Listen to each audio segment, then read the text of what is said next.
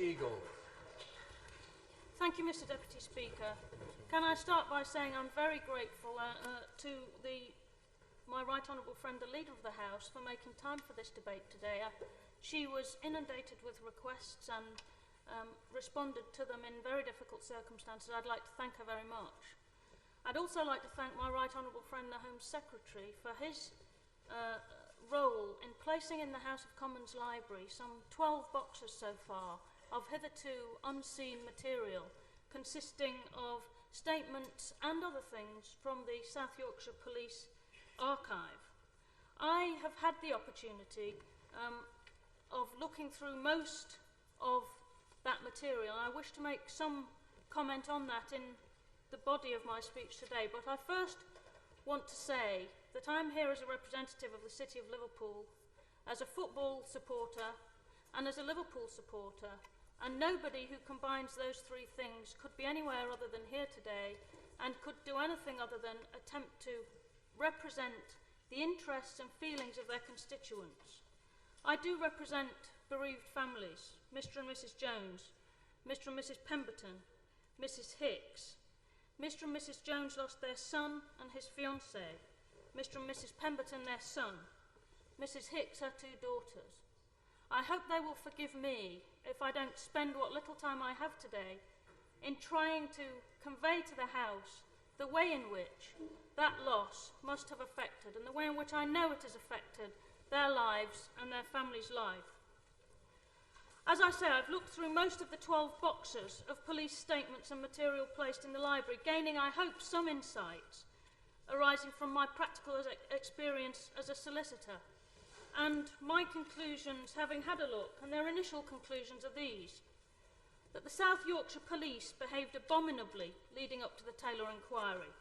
They orchestrated what can only be described as a black propaganda campaign, which aimed to deflect the blame for what had happened onto anyone other than themselves. They were not preparing a case for the inquiry, they were preparing a defence, and there is a subtle psychological difference. The fans, and we must remember that that includes the victims and the club, were the main targets. If one rereads Lord Taylor's report, his interim report, you can see that he implicitly agrees with that assessment. Secondly, I've discovered that there was a liaison unit which appears to have consisted of the Chief Constable, the Deputy Chief Constable, Chief Superintendent Wayne, Chief Superintendent Mountain, Superintendent Bettison, and Detective Chief Inspector Brooke, a liaison unit whose role appears to have been to orchestrate this campaign. Thirdly, there was an incipient, systematic attempt to change police statements to emphasise the slant, the defence that they wished to develop, but that it failed because of the sheer volume of self-serving statements and the shortage of time before which they had to get those statements to the Taylor inquiry. It became impractical to implement, and thus the alterations to the statements were not, in fact, significant. But Lord Justice Stuart Smith himself accepts that some of the alterations were not insignificant. More tellingly, in my opinion, if one looks at the unamended statements, one can see from solicitors' annotations on the unamended statements what the intention was. This attempt to put a slant on evidence that was to be put also failed because Lord Taylor saw right through it, and his report condemned the strategy and tactics of the senior management and legal team of the South Yorkshire Police in the strongest possible terms. One cannot but be impressed by the strength of his condemnation when rereading that report. Fourthly, this campaign continued after Taylor reported, at which point it should have stopped. So did the liaison committee. The life of the liaison committee extended beyond the end of the inquiry. It extended to the generic inquest, and who knows whether it extended any further than that. It would be interesting to have an answer. Its purpose changed from black propaganda to deflect blame to historical revisionism to deflect blame. The aim has always been the same, to deflect blame, and it's about time it stopped. I have some references which I would like to make, which I've dug out of these boxes of documents, and I don't have time to set up a full case to support what I'm saying, but I will say some things. Lord Justice Stuart Smith referred to the self-serving, the self-written statements at paragraph 79 of his report, page 78. He said that it appeared that Chief Superintendent Wayne was asking the serving police officers for factual statements. However, in the boxes of documents is the letter. There are some add-ons at the end, typed in a different typewriter. One wonders if Lord Justice Stuart Smith saw them. It says, also, what was the mood of the fans? Is that requesting a factual statement? Officers should include in their statements their fears, feelings and observations. Actions of the stewards, were they doing their jobs? That isn't seeking factual statement, it's seeking an individual officer's opinion on what happened. Stuart Smith says that they were seeking factual statements. If one just reads the first 5 in the body of the letter, that's exactly what they were doing. But was there something else going on? In terms of annotations, I've already said that I believe it wasn't the alterations to the statement that were important, but the annotations on the unamended statement. They're developed. If one goes through the boxes of statements and looks at the solicitor's annotations on the unamended statements, in the margin, one can see a shorthand developing which flags up certain things in these statements. Some of them are sensible if you're going to annotate statements. They say things like outs LL, outside Leppings Lane, ins LL, inside Leppings Lane, gym. They're flagging up things that went on at certain locations. That's no more than a matter of good organisation when annotating a statement. But there are others. Fan behaviour, a shorthand for fan behaviour. Fan, B-E-H. Fan no tick, shortlist for fans without tickets. And if one follows the unamended statements through, this is what's underlined in them. This is what is being flagged up. If one then looks at the way in which the police presented their case at the Taylor inquiry, their case was that fans turned up with no tickets, fans behaved badly, fans were drunk, fans tried to storm in, and that it was really them that caused the crush.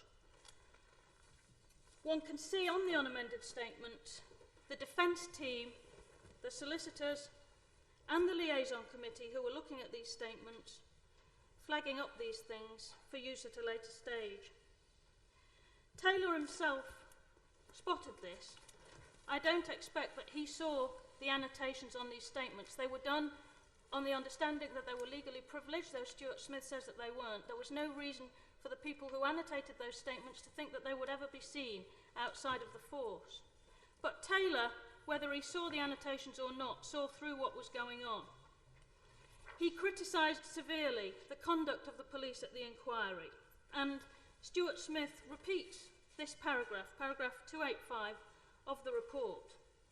It's a matter of regret that at the hearing and in their submissions, the South Yorkshire Police were not prepared to concede they were in any respect at fault for what occurred. Mr Duckenfield, under pressure of cross-examination, apologised for blaming the Liverpool fans for causing the deaths. But that apart, the police case was to blame the fans for being late and drunk and to blame the club for failing to monitor the pens. This is exactly what one can see in the annotations on the unamended statements. It was argued that the fatal crush was not caused by the influx through Gate C, but was due to a barrier 124A being defective. Such an unrealistic approach gives cause for anxiety as to whether lessons have been learnt. It would have been more seemly and encouraging for the future if responsibility had been faced.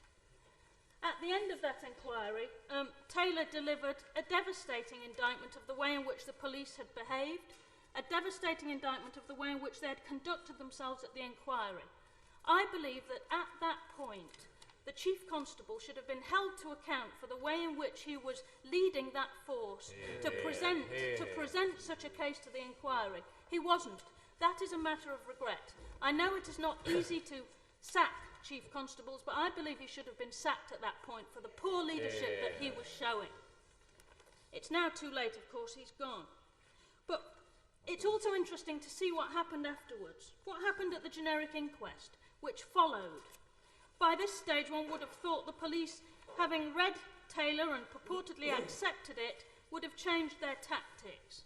But in amongst the boxes of statements in the House of Commons Library, there are some things which are the police reports, summary of inquest, day by day. They look like the self-serving statements. I'm not sure they were supposed to be there, but they have now been placed in the library. And it's quite clear, if one reads these summaries, and they're prepared by the same man who attended, Police Constable Kenneth Greenway, who attended, and it's clear that what he is reporting back, a paragraph on each witness, what he is reporting back in respect of the Liverpool fans, did they have a ticket when they arrived? Had they had a drink? Did they see bad behaviour or other people drinking? And only thereafter is he reporting back to the force where they were, what happened to them. This shows the same mentality, exactly, and it's being shown after Taylor had rebuked it in the most stinging fashion. These reports were sent back, there's a list of the distribution, to the Chief Constable, the Deputy Chief Constable, Chief Superintendent Wayne, Chief Superintendent Mountain, Superintendent Bettison, Detective Chief Inspector Brooke, the Liaison Committee. The Liaison Committee was still there, doing exactly the same job they'd tried to do at Taylor and which was rebuked and destroyed in the interim report of Taylor. They were still doing it at the inquest, the generic inquest. That, to my mind, is why the families say that the inquest overturned the Taylor verdict. Of course, in law, it didn't. It didn't overturn the verdict. But they felt that the arguments which had been so stingingly rejected by Taylor were then used again at the inquest, and because of the verdict, they believed, and because the police were pleased with the verdict, they believed that the police had had a victory. The police should not have been advancing these arguments at the inquest. It's still happening because, interestingly, on page 97 of Lord Justice Stuart Smith's report, he refers to a report about a structural engineer's report, which was prepared in contemplation of the contribution proceedings by the South Yorkshire Police. He was not called at the inquest. His evidence wasn't available to Taylor. Perhaps that's because it wasn't relevant. But nonetheless, he did give evidence at the contribution proceedings. The first thing to note, and any lawyer will have spotted this, is that this man, Mr. Byrne, was instructed in July 1989. His report was dated August 1990. To me, that means there were a lot of draft reports in between that were not disclosed. One would like to see the draft reports. But on page 99, Lord Justice Stuart Smith says this: "These matters do not give grounds for reopening the judicial inquiry or any other proceedings. Indeed, it's not suggested by the police that they do. The substance of Mr. Byrne's evidence is that it was perhaps better to blame the club more because the barriers were worse than Taylor had thought they were. Lord Taylor might, if he had known them, have criticised Sheffield Wednesday Football Club, their consultant engineers and those responsible for licensing the ground in more stringent terms than he did.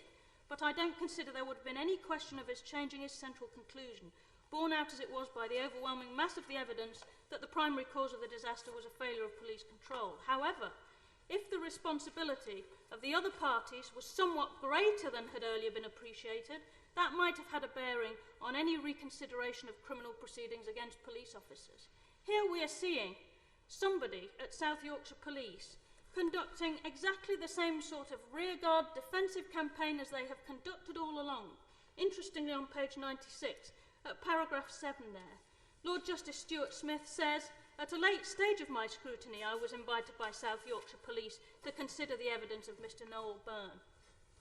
Is that liaison committee still operating?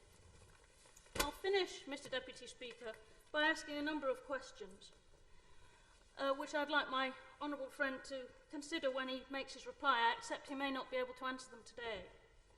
Why did the South Yorkshire Police have Stuart Smith's report ahead of all the other affected parties?